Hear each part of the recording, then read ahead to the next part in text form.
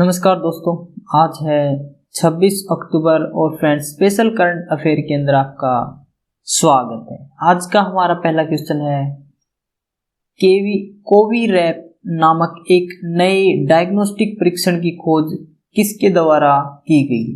A new diagnostic test named COVIRAP has been discovered by which? तो IIT Kharagpur द्वारा कोविरैप नामक एक नई डायग्नोस्टिक परीक्षण की खोज की गई। भारतीय चिकित्सा अनुसंधान परिषद यानी कि Indian council of medical research ICMR ने इस टेस्ट की प्रभावकारिता को मान्यता प्रदान की। कोरोना के खिलाफ जंग में यह एक बड़ी उपलब्धि सिद्ध हो सकती है। कोविरैप में तापमान नियंत्रित करने की यूनिट, जीनोमिक एनालिसिस के लिए स्पेशल डिटेक्शन यूनिट और परिणाम प्राप्ति हेतु एक अनुकूलित स्मार्टफोन ऐप संलग्न है। ये तीनों उपकरण विभिन्न जीनों को चिन्हित करके SARS-CoV-2 की उपस्थिति की पुष्टि करते हैं। एकत्र किए गए नमूने जब दिए गए मिश्रण के साथ प्रतिक्रिया करते हैं और जब पेपर स्ट्रिप्स को प्रतिक्रिया उत्पादों में डुबोया जाता है तो रंगीन रेखाएं वायरस की उपस्थिति का संकेत देती हैं। इस प्रौद्योगिकी का ICMR के दिशा निर्देशों के अनुसार कठोर प्रोटोकॉल के अधीन परीक्षण किया गया है। भारत में वायु प्रदूषण का स्तर कैसा है? How is the level of air pollution in India? तो विश्व स्वास्थ्य संगठन की रिपोर्ट 2016 के अनुसार PM 2.5 के संकेंद्रण के आधार पर विश्व के 20 सबसे प्रदूषित शहरों में से 14 उत्तर भारत में अवस्थित है। According to the World Health Organization report 2016, 14 of the 20 most polluted cities in the world are located in North India, based on the concentration of PM 2.5. उत्तर भारत में वायु प्रदूषण के निम्नलिखित संभावित कारक हो सकते हैं, जिसमें पहला है मौसम विज्ञान संबंधी। शीतकाल में उत्तर भारत में तापीय व्युत्क्रमण और स्थिर वायु की दशा देखने को मिलती है। स्थिर या शांत वायु की दशा में प्रदूषकों का प्रसार बाहरी क्षेत्रों में नहीं हो पाता है। इसी प्रकार तापीय व्युत्क्रमण होने पर प्रदूषकों का सतह के साथ संकेंद्रण बढ़ जाता है, जिससे दृश्यता कम हो जाती है। दूसरा है पवन अभिसरण क्षेत्र। सिंधु गंगा का मैदान एक स्थलाब्ध यानी कि लैंडलॉक्ड क्षेत्र है। हिमालय प्रदूषित हवा को उत्तर की ओर जाने से रोकता है। इसे घाटी प्रभाव के रूप में जाना जाता है। असंगठित जलोढ़ मृदा। सिंधु गंगा बेल्ट सतत जलोढ़ मृदा जमाव का सबसे बड़ा क्षेत्र है। जलोढ़ मृदा में असंगठित मृदा कण होते हैं। इस प्रकार वायु जनित धूल के निर्माण में शुष्क जलोढ़ मृदा का महत्वपूर्ण योगदान है। चुनाव व्यय सीमा क्या होती है? What is the election expenditure limit? तो यह वह राशि है जो एक उम्मीदवार द्वारा अपने चुनाव अभियान के दौरान कानूनी रूप से खर्च की जा सकती है, जिसमें सार्वजनिक बैठकों, रैलियों, विज्ञापनों, पोस्टर, बैनर, वाहनों और विज्ञापनों पर खर्च शामिल होता है। It is the amount that can be legally spent by a candidate during his election campaign, which includes expenditure on public meetings, rallies, advertisements, posters, banner, vehicle and advertisements. विधानसभा चुनाव के लिए यह सीमा 20 लाख रुपए से 28 लाख रुपए तक तथा लोकसभा चुनाव के लिए 54 लाख से 70 लाख तक है। जनप्रतिनिधित्व अधिनियम यानी कि representation of the people act 1951 की धारा 73 के तहत प्रत्येक उम्मीदवार को नामांकन की तिथि से लेकर परिणाम घोषित होने की तिथि तक किए गए सभी व्यय का एक अलग और सही खाता रखना।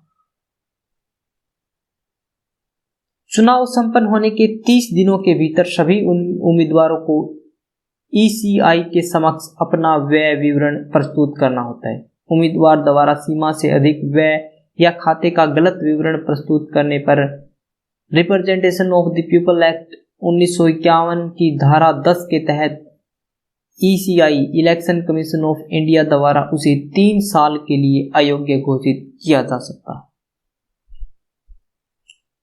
लागत मुद्रास्फीति सूचकांक से क्या अभिप्राय है? What does cost inflation index mean? तो इसका उपयोग मुद्रास्फीति के कारण वर्ष दर वर्ष माल और संपत्ति की कीमतों में वृद्धि का अनुमान लगाने के लिए किया जाता है।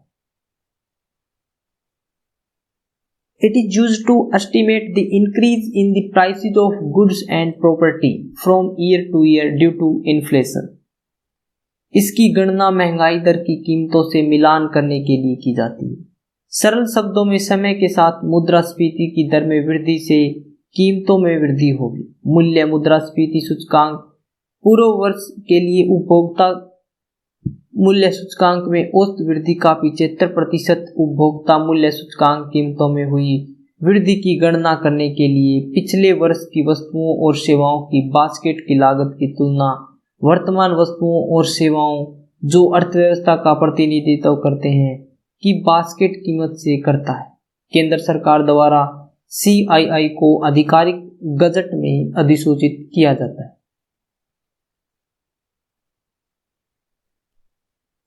उपभोक्ता मूल्य सूचकांक यानी कि CPI क्या होता है? What is the consumer price index?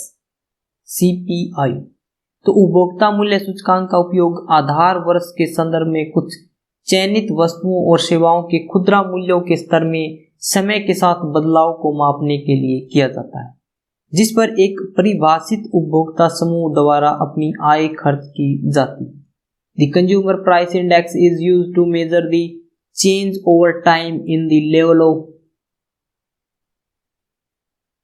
retail prices of certain selected goods and services in the context of the base year over which a defined consumer group spends its income। जहां एक और थोक मूल्य सूचकांक में उत्पादक स्तर पर मुद्रास्फीति की गणना की जाती है, वहीं उपभोक्ता मूल्य सूचकांक में उपभोक्ता के स्तर पर कीमतों में होने वाले परिवर्तन को मापने का प्रयास किया जाता है। CPI के 4 प्रकार निम्नलिखित हैं। औद्योगिक श्रमिकों के लिए CPI, कृषि मजदूर के लिए CPI, ग्रामीण मजदूर के लिए CPI, ग्रामीण शहरी संयुक्त। इनमें से प्रथम 3 को श्रम और रोजगार मंत्रालय में श्रम ब्यूरो द्वारा संकलित किया जाता है, जबकि चौथे प्रकार के CPI को सांख्यिकी और कार्यक्रम कार्यान्वयन मंत्रालय के अंतर्गत राष्ट्रीय सांख्यिकी कार्यालय द्वारा संकलित किया जाता है। फ्रेंड्स, अगर आपको SSC के किसी भी exam, SSC CHSL, CGL, CPO, MTS किसी भी एग्जाम के लिए करंट अफेयर प्रिपेयर करनी है तो आप यहां से कर सकते हैं।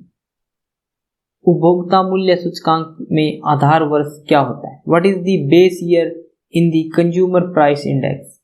तो आधार वर्ष वह बेंचमार्क होता है जिसके संदर्भ में विभिन्न राष्ट्रीय आंकड़ों और सूचकांकों जैसे कि सकल घरेलू उत्पाद, सकल घरेलू बचत और उपभोक्ता मूल्य सूचकांक आदि की गणना की जाती है।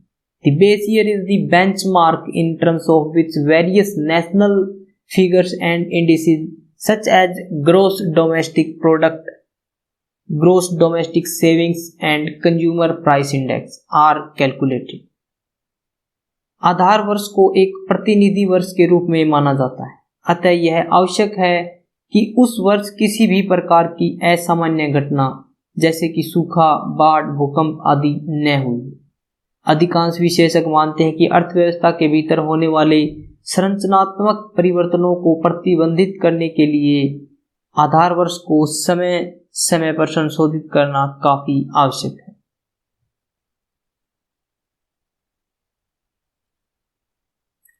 मृत पशु निपटान विधियां कौन सी? What are dead animal disposal methods? तो भस्मीकरण, गहन समाधान, मृत पशु उपयोग संयंत्र है। Incineration, deep burial and dead animal use plant. मृत पशुधन निपटान की विधियों यथा भस्मीकरण, गहन समाधान, मृत पशु उपयोग संयंत्र आदि के लिए स्पष्ट मानक और प्रक्रिया निर्धारित की गई है। आवारा पशुओं के मरने पर उनके शवों को भस्म करने की आवश्यकता होती है। मसौदा दिशा निर्देशों के अनुसार नगर पालिका के अधिकारियों की इस कार्य के लिए स्पष्ट भूमिका सुनिश्चित की गई है। नगर पालिका द्वारा मृत पशुओं के निपटान के लिए भस्मीकरण सुविधा उपलब्ध कराई जाएगी। केंद्रीय प्रदूषण नियंत्रण बोर्ड का गठन कैसे किया गया था? How was the central pollution control board formed? तो केंद्रीय प्रदूषण नियंत्रण बोर्ड का गठन एक सांविधिक संगठन के रूप में जल प्रदूषण निवारण एवं नियंत्रण अधिनियम 1974 के अंतर्गत किया गया था। The central pollution control board was constituted as a statutory organisation under the water prevention and control of pollution act 1974। इसके पश्चात केंद्रीय प्रदूषण नियंत्रण बोर्ड को वायु अधिनियम 1981 के अंतर्गत शक्तियां एवं कार्य सौंपे गए हैं। यह बोर्ड पर्यावरण यानी कि सुरक्षा अधिनियम 1986 के प्रावधानों के अंतर्गत पर्यावरण एवं वन मंत्रालय को तकनीकी सेवाएं भी उपलब्ध कराता है। केंद्रीय प्रदूषण नियंत्रण बोर्ड के प्रमुख कार्यों को जल प्रदूषण निवारण एवं नियंत्रण अधिनियम 1974 तथा वायु प्रदूषण निवारण एवं नियंत्रण अधिनियम 1981 के तहत वर्णित किया गया है। मोनोक्लोनल एंटीबॉडी कौन सी होती? What is a monoclonal antibody? तो एंटीबॉडीज प्रतिरक्षा प्रणाली द्वारा स्वाभाविक रूप से उत्पादित प्रोटीन है जो एक विशिष्ट एंटीजन को लक्षित करते हैं। जब इनका निर्माण सिंगल पेरेंट सेल से प्राप्त क्लोन द्वारा किया जाता है तो उन्हें मोनोक्लोनल एंटीबॉडी कहा जाता है। Antibodies are proteins produced naturally by the immune system that target a specific antigen. They are called monoclonal antibodies when they are formed by clones derived from a single parent cell. ये मानव निर्मित protein हैं जो मानव प्रतिरक्षा प्रणाली में antibody की तरह कार्य करते हैं। इन्हें विशिष्ट श्वेत रक्त कोशिका की क्लोनिंग करके बनाया जाता है। MABS में मोनोवालेंट समानता पाई जाती है, तो जो केवल समान एपिटोप अर्थात एंटीजन के जिस हिस्से की पहचान एंटीबॉडी द्वारा की जाती है उसको ही एक साथ जोड़ती है। इन एंटीबॉडीज को कई कार्यों को करने के लिए डिजाइन किया गया है ताकि इनका उपयोग दवाओं, विषाक्त पदार्थों या रेडियोधर्मी पदार्थों से प्रभावित कोशिकाओं तक ले जाने के लिए किया जा सके। MABS का उपयोग कई प्रकार की बीमारियों के इलाज के लिए किया जाता है, जिसमें कई प्रकार के कैंसर भी शामिल हैं। खुद को एक सोने के सिक्के जैसा बनाइए जो कि अगर नाली में भी गिर जाए तो भी उसकी कीमत कम नहीं होती। फ्रेंड्स, एक काफी अच्छी बात कही गई है कि खुद को एक सोने की तरह चमकाइए, क्योंकि सोने की कीमत कभी भी कम नहीं होती। चाहे वह गंदी नाली या कीचड़ में भी गिर जाए तो भी उसकी कीमत उतनी ही रहती। यानी कि खुद के व्यवहार को, खुद के चरित्र को इस तरह निर्माण कीजिए अपने चरित्र का कि उस पर कोई उंगली ना उठा सके। फ्रेंड्स, अगर आपको हमारी वीडियो अच्छी लगी तो इसे लाइक करें, शेयर करें और हमारे चैनल को सब्सक्राइब करें ताकि आपको नोटिफिकेशन मिलता रहे। अगर आपको इसकी PDF चाहिए तो आप हमारे टेलीग्राम ग्रुप से डाउनलोड कर सकते हैं, जिसका लिंक हमने डिस्क्रिप्शन बॉक्स में दिया हुआ है। आज के लिए इतना ही फ्रेंड्स। Thanks for watching.